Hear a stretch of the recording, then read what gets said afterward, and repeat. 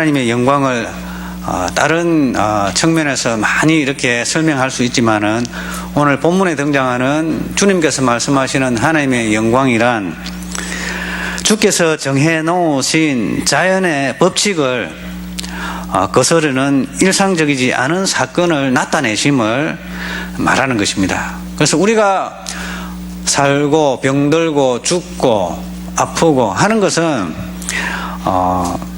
하나님께서 정해놓으신 일반적인 자연의 법칙입니다. 그것은 하나님께서 만들어 놓으신 법칙입니다. 그러나 이러한 주님께서 정해놓으신 자연의 이 법칙을 거슬러서 주님께서 개입하시는 이 사건을 하나님의 영광을 본다라고 이야기하고 있습니다. 그리고 은혜를 입었다라고, 특별한 은총을 입었다라고 이야기하는 것입니다. 오늘 본문에서 주님께서 말씀하시는 하나님의 영광은 죽은 나사로가 하나님의 은혜로 살아나는 것을 말합니다.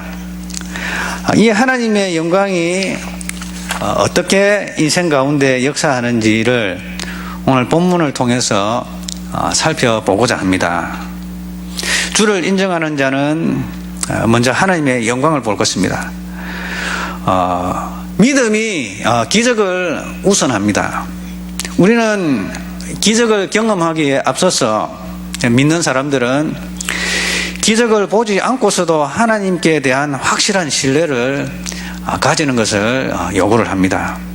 그런 다음에야 하나님께서는 당신의 위대하심을 눈으로 목도하게 하시는 것입니다. 첫 번째로 주님의 영광을 나타내기 전에 주님을 인정하는 것이 요구가 되어지는데, 마가복음 9장 23절에 보면은 한 부모가 귀신이 들린 자신의 자녀를 데리고 옵니다. 주님 앞에 데리고 옵니다. 귀신이 그를 죽이려고 불과 물에 자주 던졌나이다. 그래서 자살하게끔 자꾸 던지는 겁니다. 자신을 자살하게 만들고 막 불에 뛰어들고 죽으려고 그러고, 이 자살하는 것은 귀신이 가진 귀신의 영에 의해서 자살하고 싶은 충동이 생기는 것입니다. 자살은 귀신이 가져다 주는 것입니다. 성경적인 의미에서 보면. 그래서 귀신이 그 속에 들어가 가지고 막 자살하려고 그러고, 견디지를 못하니까 물에 들어가서 죽으려고 그러고, 그리고 불에 들어가서 죽으려고 그러고.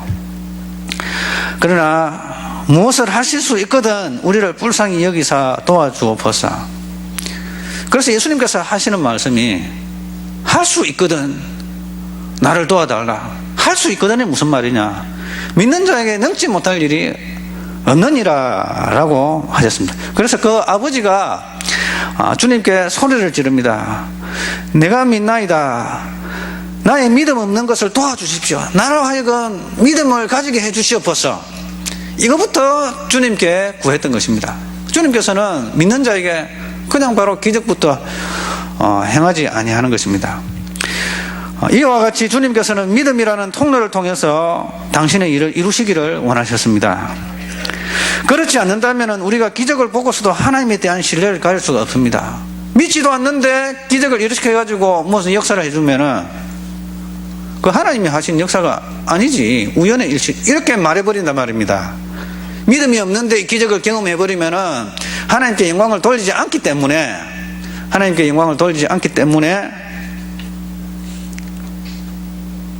하나님께 영광이 되지 않는다는 것입니다.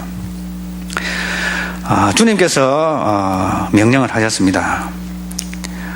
너희들은 돌을 무덤에서 옮기라. 그러니까 마리아가 대답을 합니다. 벌써 썩은 냄새가 납니다. 죽은 지 나흘이 되었기 때문입니다 라고 이야기를 합니다. 그러니까 우리 주님께서 하시는 말씀이, 우리 주님께서 기적을 일으키시기 전에 하시는 말씀이, 내가 믿으면 내가 너가 믿으면 하나님의 영광을 볼 것이라고 내가 이야기하지 않았느냐? 그렇게 이야기를 합니다.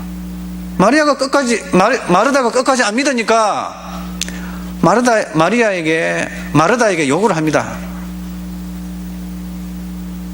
믿는 자에게 믿으면 하나님의 영광을 보리라고 했는데 내가 그 이야기를 너에게 했지 않느냐? 결국은 그들은 돌을 무덤에서 옮겼습니다. 두 번째로는 주님을 신뢰하는 사람에게는 주의 영광이 드러나는 것입니다. 혈육병으로 12년 동안 고생하던 여인이 주님의 옷자락을 만졌습니다. 그 후에 나음을 입었습니다. 그 후에 주님께서는 가던 길을 멈추시고 돌아섰습니다. 누가 나에게 손을 대었다. 능력이 빠져나갔다.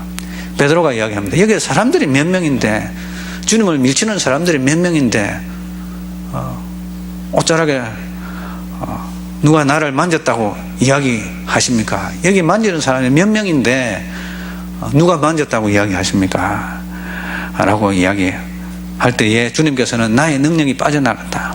그러니까 옷자락에 손을 댄 여인이 주님 앞에 나와서 내가 그랬습니다. 자초지정을 설명합니다. 자, 왜 주님 앞에 가서, 주님의 뒤로 가서 그 옷자락에 손을 만졌습니까? 그 여인은 그 마음에 그 옷만 만져도 구원을 받겠다라는 그런 믿음이 있었기 때문에 고침을 받았던 것입니다. 그래서 예수님께서 돌이켜서 그녀에게 이야기를 합니다. 딸아, 안심하라. 내 믿음이 너를 구원하였다 하시니 그 여자가 즉시 구원을 받으니라. 병도 나음을 받았지만은 그녀의 영혼 또한 구원을 받았던 것입니다.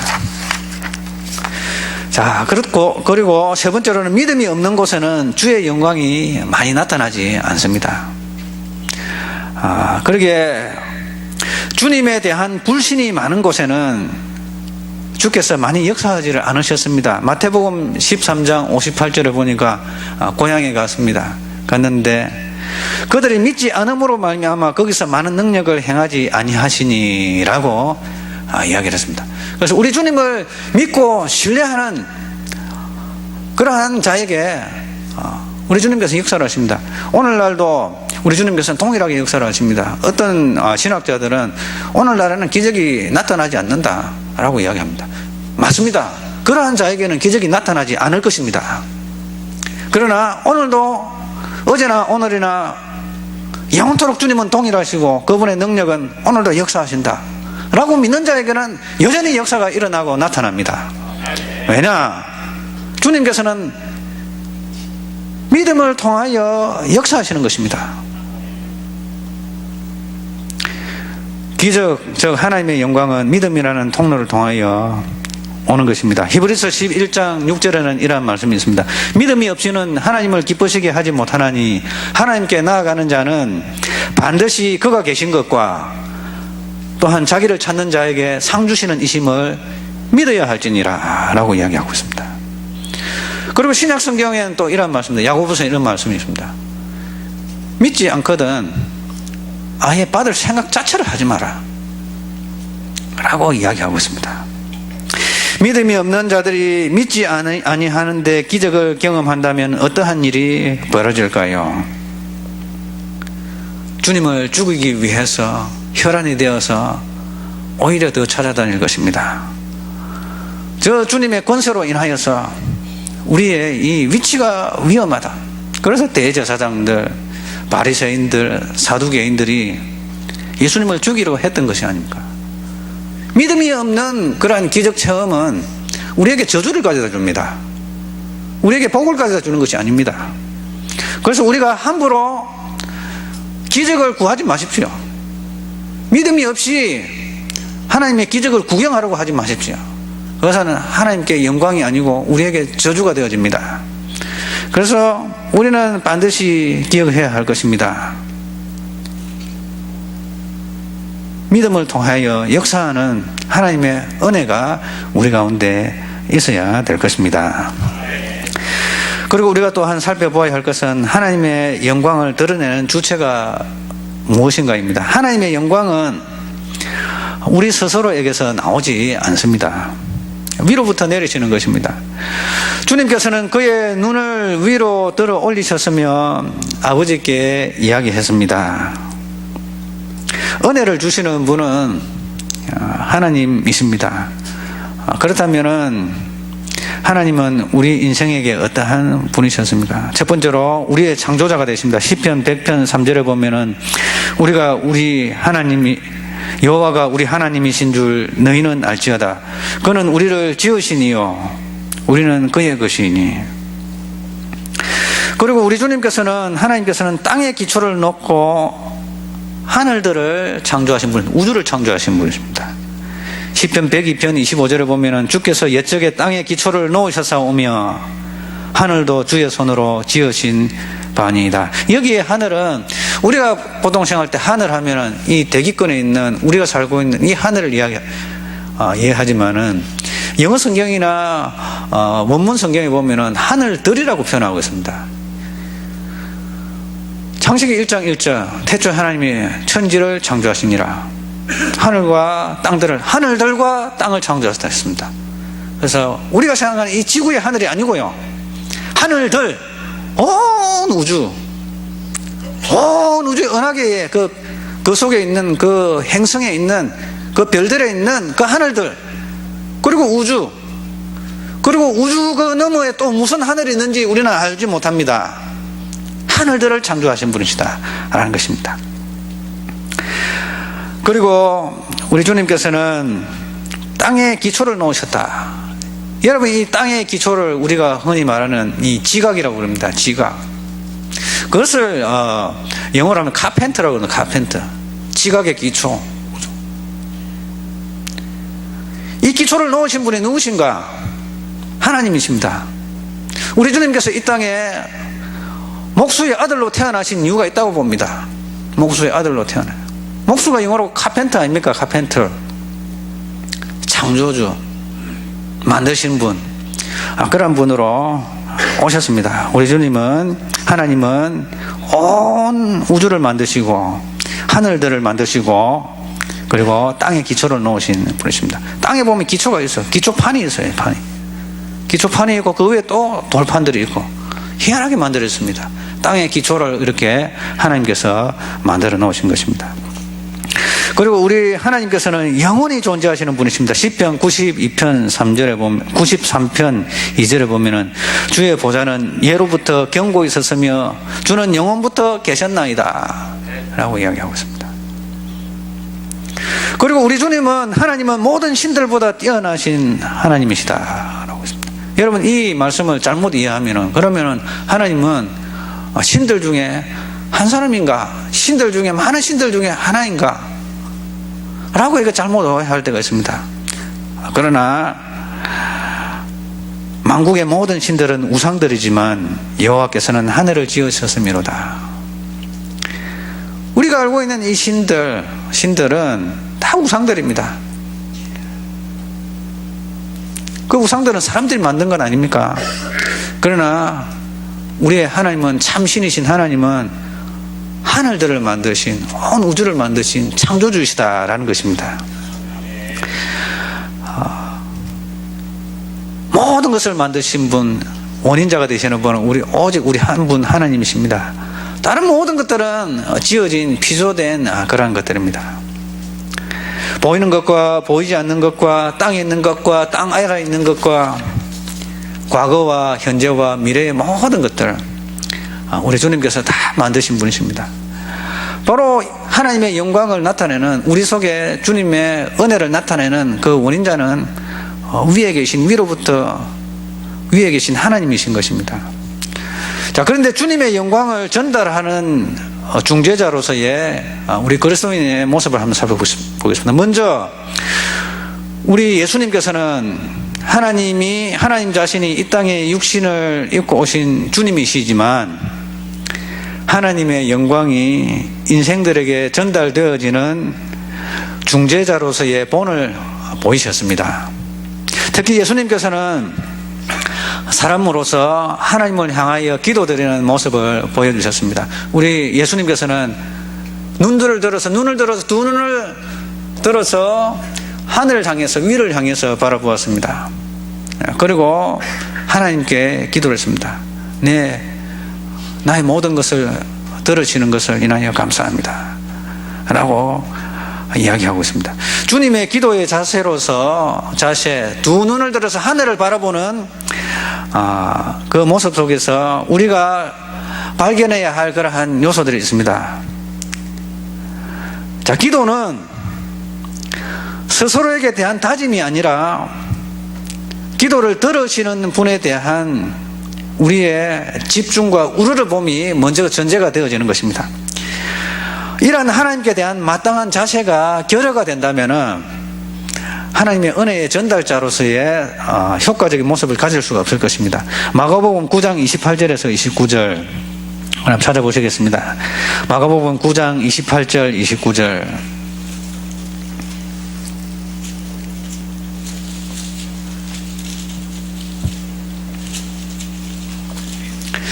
마가복음 9장 28절 29절 우리 다 찾으셨으면 한 목소리로 읽겠습니다.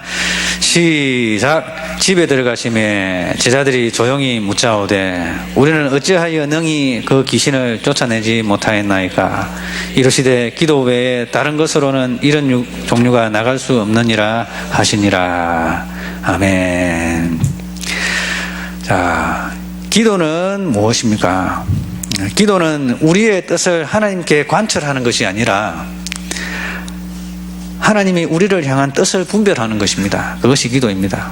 그리고 그 뜻대로 무엇이든지 구하는 그것이 간구입니다. 그래서 기도와 간구로 너희 구할 것을 감사함으로 하나님께 아뢰라. 그래서 제자들이 그 임무를 완성하지 못한 것은, 귀신을 쫓아내지 못했던 것은, 그래하여서 그 귀신 들린 아들을 주님 앞에 데리고 왔던 것은 제자들이 주님의 뜻을 발견치 못했던 것입니다. 기도 외에는 이러한 이유가 나가지 못하는데 그 기도는 무엇입니까? 기도는 우리의 뜻을 관철하는 것이 아니라 하나님의 뜻을 발견하는 것입니다. 그래서 우리가 좀 많이 오해할 때가 있어요. 열심히 기도합니다 하는데 무엇을 위해서 기도합니까? 나의 뜻을 위해서 이거 주십시오, 이렇게 해주십시오, 이렇게 하게 해주십시오 하지 않습니까? 그런데 만약에 그것이 하나님의 뜻과 반대되는 것이면 어떻게 하겠습니까? 하나님께서 그것을 들어주실 수는 없잖아요. 그래서 하나님의 뜻을 발견하며 우리를 향한 주님의 뜻을 발견하기까지 수십 년이 걸릴 수도 있습니다. 내가 잘못 구했구나. 하나님의 뜻은 이것이구나.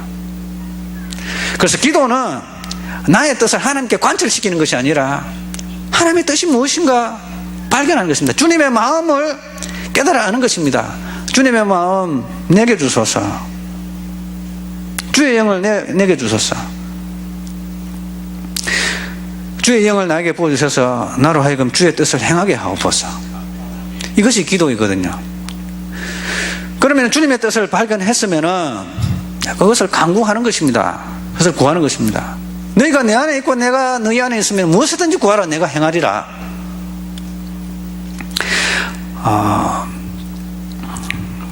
우리가 많은 기도를 하지만은 응답 받지 못하는 것은 물론 믿음이 없어서일 수도 있겠지만은 주님이 원하는 그 뜻을 구하지 아니하고 먼저 그의 나라와 그의 의를 구하라. 그리하면 모든 것이 너에게 이루어질 것이다 라고 이야기하고 있지 않습니까? 자, 그러므로 우리 모두는 주님의 뜻을 분별하며 그 뜻을 구하는 저와 우리 성도님 되시길 주님의 이름으로 축원합니다. 자, 그것이 기도인 것입니다. 그것이 부족했다는 것입니다. 기도 외에는 이러한 이유가 나갈 수 없느니라. 주님의 뜻을 발견할 뿐만 아니라 또한 주님의 존재로 우리의 영혼이 충만함을 받고 주님과 우리 사이에 영적인 만남과 교통함을 가져야 하는 것입니다. 너희가 내 안에, 내가 너희 안에 거하면 무엇이든지 구하라. 내가 들으리라. 그리하여 너희 안에 기쁨이 충만케 하려 함이라. 우리 주님께서 요한복음 통해서 말씀하신 것입니다. 요한 1서 5장 14절 15절에는 이런 말씀이 있습니다. 그를 향하여 우리의 가진 바 담대한 것이 이것이니 그의 뜻대로 무엇을 구하면 들으심이라. 그의 뜻대로 무엇을 구하면 들으심이라. 우리가 무엇이든지 구하는 바를 들으시는 줄을 안즉 우리가 그에게 구한 그것을 얻은 줄을 또한 아느니라. 그래서 우리가 주님의 뜻을 발견하는 것이 중요합니다, 여러분. 나의 뜻을 주님께 관철하는 것이 중요한 것이 아니고요. 주님의 뜻을 발견하는 것이 중요합니다. 주님의 뜻을 발견하기 위해서는 우리가 어떻게 해야 됩니까? 너희는 이 세대를 본받지 말고 오직 마음을 새롭게 함으로 변화를 받아. 마음을 새롭게 함으로 변화를 받으래요. 왜냐? 아버지의 선하시고 기뻐하시고 온전하신 뜻이 무엇인지 분별하기 위하여 라고 되어 있는 것입니다. 히브리서 말씀에 보면은 영어로 표현하자면은 뭐 하기 위하여 아버지의 선하시고 기뻐하시고 온전하신 뜻이 무엇인지 분별하기 위하여 마음을 새롭게 함으로 변화를 받으라 라고 되어 있습니다. 우리의 심령이 새롭게 되어지지 않고 변화가 되어지지 않는데 어떻게 하나님의 뜻을 발견합니까? 우리 속에는 여전히 육신의 정욕과 안목의 정욕과 이생의 자랑, 이것을 구하면서 하나님 이거 주십시오, 이거 주십시오, 반드시 이렇게 하셔야 됩니다. 하나님의 뜻과는 전혀 상관없이 나의 욕망을 위해서 구하는 이러한 것 속에서 우리의 심령이 새롭게 되어질 수도 없고 변화도 되지 않지 않습니까? 그러면 하나님의 뜻을 발견도 못합니다. 자, 그래서 우리는 응답받는 기도, 역사하는 주님의 영광이 드러나기 위해서는 우리가 하나님의 뜻을 발견해야 됩니다. 발견하기 위해서는 마음을 새롭게 함으로 변화를 받아야 합니다. 깊은 기도의 묵상 속에서 나의 뜻, 나의 의지 버리고 결국에는 하나님의 뜻이 무엇인지 발견하는 그 순간, 그것이 바로 기도의 응답입니다. 그것이 참된 기도입니다. 그래서 주님의 영광을 전달하는 그러한 중재자로서의 우리 예수님의 모습을 잘 보여주십니다. 우리 주님께서는 하나님께 기도했습니다. 하늘을 우러러. 우리 주님의 시선은 항상 자신을 보내신 성부 아버지께 있었습니다. 하늘을 우러러 대주제시여. 하나님을 향한 그러한 자신의 영혼과 육체와 마음의 그러한 시선을 온전히 하나님의 아버지의 뜻이 무엇인지. 그리고 우리 주님께서 기도하십니다. 주여 나의 원대로 마옵시고 아버지의 뜻대로 되기를 원하나이다. 그것이 바로 기도의 결론이었습니다. 이 잔을 내게서 옮기옵소서. 옮기옵소서. 십자가에 죽지 말게 하옵소서. 옮기옵소서. 기도의 결론은 무엇입니까? 그게 옮겨지는 것이 기도의 결론입니까? 아닙니다. 기도의 결론은 그렇습니다. 주님, 나를 보내신 아버지의 뜻이 이루어지기를 원하나이다. 나의 원대로 마옵시고 아버지의 원대로 되어지기를 원하나이다. 이것이 바로 우리 성도들, 그리고 세상 앞에서는 우리 그리스도인들이 가져야 할 참된 기도의 모습인 것입니다. 그래서 우리가 성숙한 그리스도인들은 무언가를 많이 가졌어가 아니라 우리의 마음 자세가 정말 하나님을 향하는지, 하나님의 뜻을 발견하는지, 그것이 바로 성숙한 그리스도인 아니겠습니까? 자, 그래서 우리가 주님의 영광을 전달하는 그러한 중재자로서의 그리스도인의 모습은 하나님의 뜻을 발견하는 그러한 자가 되어야 되겠다라는 것입니다. 그러한 우리를 통해서 하늘의 영광이 이 땅에 임할 줄 믿습니다. 그러한 저와 우리 성도님 되시기를, 그러한 은혜가 임하시기를 주님의 이름으로 축원합니다. 하나님 아버지 감사합니다. 주님의 영광이